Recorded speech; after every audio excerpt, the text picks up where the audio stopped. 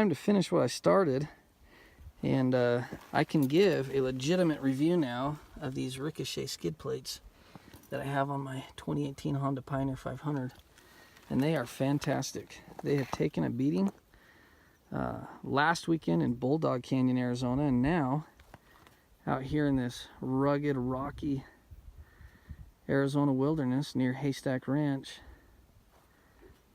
My buddy Shane and I are out here enjoying it, and those plates have been singing. We've been hitting a lot of rocks. There's quite a bit of rock like this in the trail that sticks up, and I'm glad I got those plates on there. Got the two in the front, got the two here in the back, and they've got a few scars, but they've held up.